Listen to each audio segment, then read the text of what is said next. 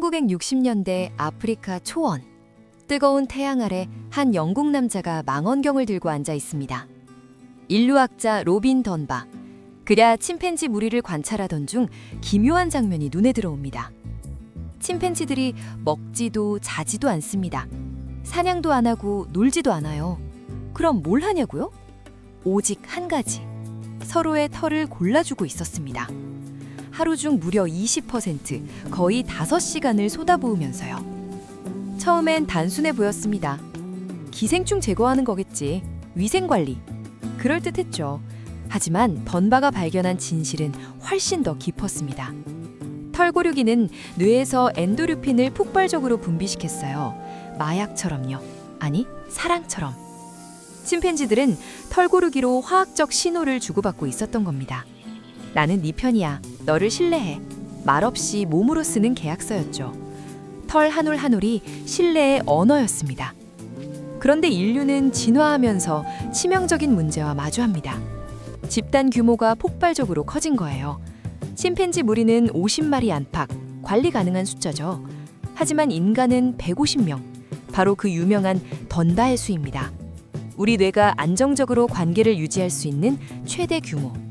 문제는 명백했습니다. 150명 모두와 일일이 털을 골라줄 수는 없잖아요. 물리적으로 불가능한 거죠. 그래서 인간의 뇌는 65만 년 진화 끝에 기가 막힌 솔루션을 찾아냅니다. 언어. 털 고르기는 1대1입니다. 한 번에 한 명뿐이죠. 하지만 말은? 말 한마디로 10명, 20명과 동시에 유대감을 나눌 수 있습니다. 털 고르기가 언어로 업그레이드 된 겁니다. 던바는 이것을 소셜 그루밍이라고 불렀어요. 언어적 털 고르기. 몸 대신 말로 하는 신뢰 구축이었던 거죠. 자, 그렇다면 핵심 질문입니다. 인간은 이 놀라운 도구, 언어로 무슨 말을 가장 많이 할까요? 철학, 과학, 예술. 아니요. 던바 연구팀이 카페, 사무실, 캠퍼스를 돌며 실제 대화를 분석한 결과는 충격적이었습니다. 65%, 대화의 65%가 사람에 관한 이야기였어요. 그 사람이 어떻게 행동했는지, 누가 누구랑 사이가 어떤지, 그것도 대부분 당사자가 없는 자리에서요. 네, 눈치채셨죠? 바로 뒷담화입니다. 침팬지가 5시간 동안 털을 골라주던 그 시간, 인간은 5시간 동안 뒷담화를 하고 있는 겁니다. 형태만 바뀌었을 뿐 본질은 똑같아요. 그런데 뒷담화라는 단어를 들으면 뭐가 떠오르세요?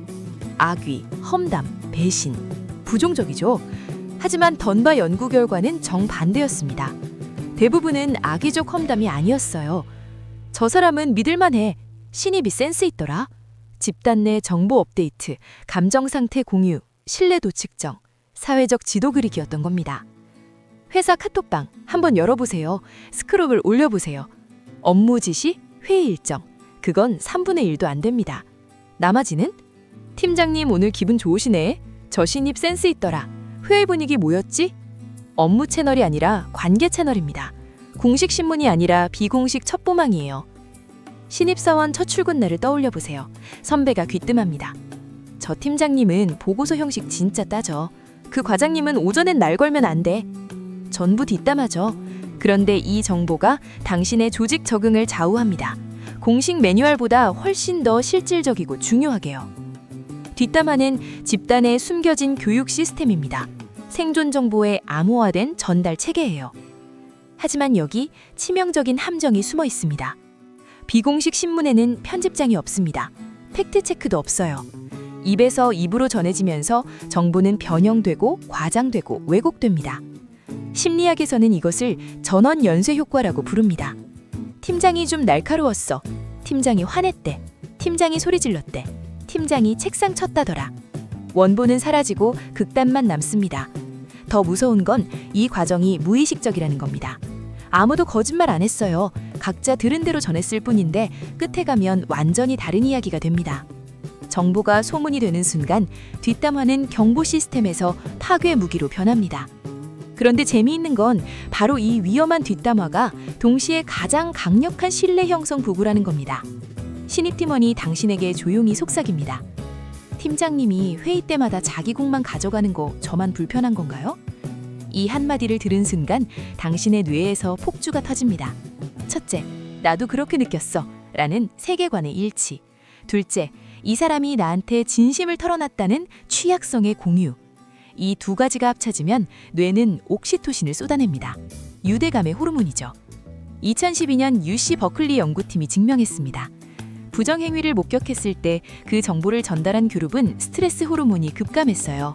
혼자 안고 있던 그룹은 계속 긴장 상태였고요. 뒷담화는 스트레스 해소이자 동시에 집단 방어 시스템입니다. 하지만 결정적 조건이 있습니다. 신뢰를 만드는 뒷담화에는 반드시 선택이 있어야 해요.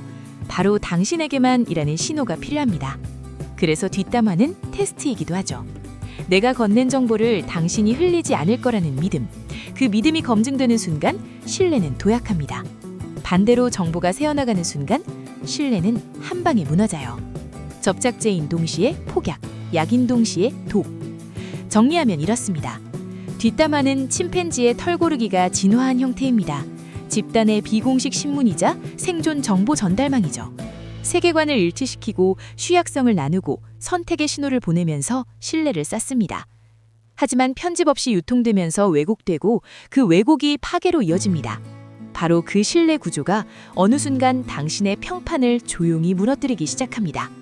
다음 장에서는 그 역설, 이른바 부메랑을 해부해 보겠습니다.